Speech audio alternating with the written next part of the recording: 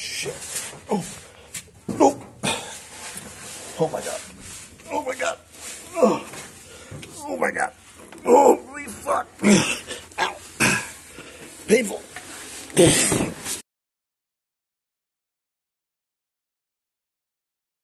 So, not much going on today. It's Sunday. Sunday before I gotta get up for fucking going back to work tomorrow.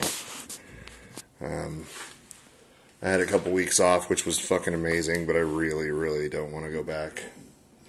It's gonna be a shit show, fuckfest nightmare. So, yeah, that's about the mood today. It's probably like 5 o'clock. No, sorry, it's 6. 6 o'clock. So, my little MSD box down there, the previous owner had this car sitting out in the field for about a year, and the mice got to the wires, the leads going into the MSD box, so I'm gonna cut out the bad parts and rewire it. It started kind of arcing a little bit last time I was at practice. It started grounding out, so I'm gonna fix that, and then that's probably all I'll do today. Just want to make sure that's done, don't forget about it. So I'll see when I get in the car. It's a little cramped in there, but whatever. I was looking around. There's like the ignition wiring and shit. I was looking around at all the wires. They all look pretty damn good. I mean, I can't find any other chewed wires except for right here on this, where they're entering the ignition box. These are chewed all the way back up to here. All this is like mouse chewing shit, so I'm gonna there's plenty of wire here, so I'm just gonna cut out the bad part. It looks like maybe 6 inches or something. Cut out the bad part and then splice them in. I traded seats, so now I'm kind of crammed into this passenger area-ish. And I'm kind of looking at this crossbar in the middle. I was wanting to put a passenger seat in here and take people around for practice laps, but I'm not sure if it's going to fit with this crossbar coming this far at a 45, right? They'd definitely have to put their feet over here, but over here I'm not sure if the seat will fit. I'll have to measure and shit. Oh, you know what? And my fresh air intake is right where the seat would go. I'd have to remount a couple things. Interesting. Anyway, so there's little stubs off of this that are not chewed, just enough to get to, thank goodness. And then here's the other wires. I just trimmed them. I trimmed all the bad shit off. Here's most of the bad shit. It's pretty, the black one's pretty hashed. You can see the mouse chewing. Okay. So I trimmed all the bad shit off. Now I'm just going to put them together with connectors. I don't have a tripod or anything, so I'll just come back when it's done. I did want to show you some part here. I wish I had my little tripod, but I don't. I wanted to show you how I clamp these connectors on here, right? I mean, I get them on there, you know what I mean? So it's important. A lot of times people think they're clamping these things on. They give it all their oomph, and then the wires slip out. It's not really a good connection, right? You know, for the record, I should be soldering these wires together.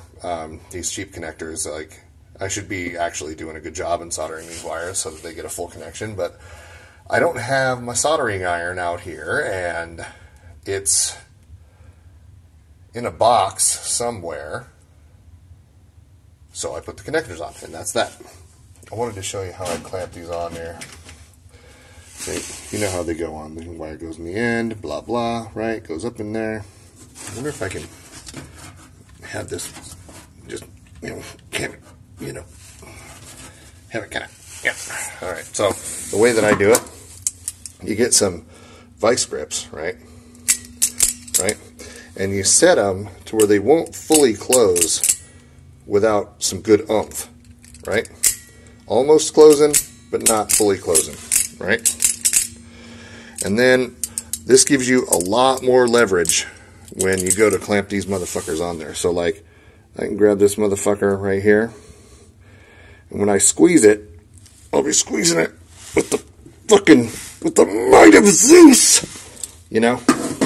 And that really mashes that son of a bitch on there, right? So, you grab it.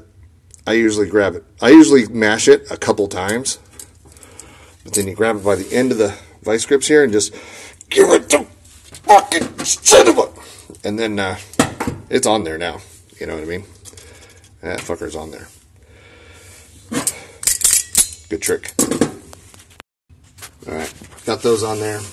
They're on good.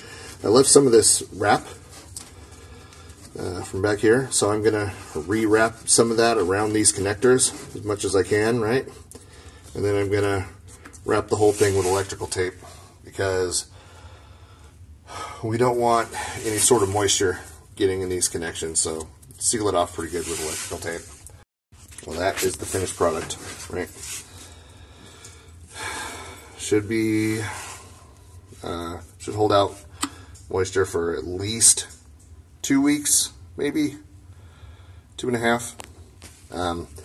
The key is here, you start on one end, you wrap it all the way around until you get completely sealed, and then you keep on wrapping and go back the other way. So it's actually 2 coats of tape in 2 different directions, so they overlap really well. So like I said, 2.5 weeks before that gets any water in it. All right. So now getting out, right? Definitely gonna burn the hell out of our legs on this, so has to move. I figure I'd show you the fiasco that is getting out of this fucking area when you're old and fat. Holy shit. Oh. Oh. Oh my god. Oh my god. Oh. Oh my god. Holy fuck. Ow. Painful. Holy shit. Oh. I was sitting on a little moving blanket. Pro tip. Sit on a moving blanket when you're old. All right. Now, how's it going, dude? So, I got the old door panel off here, which means this window net rod is just kind of really easy to bend. Usually the door panel sits up here and supports your weight. And then the car is way up on jack stands right now, so it's super high. And I used this little step stool right here to get in and out, which is on wheels. So getting out, I'll be lucky if I don't break my neck. I may need both hands, but I'm going to see what happens. Oh, and I'm in flip-flops. Oh, shit. Oh, my God. Holy fuck. Oh, holy fuck. Oh, I bent the fuck out of the rod. Oh, oh God. Oh, God. Oh, God. Oh, my. Rolled with me. All right. See the rod? Oh. Oh, that's fine. That's fine.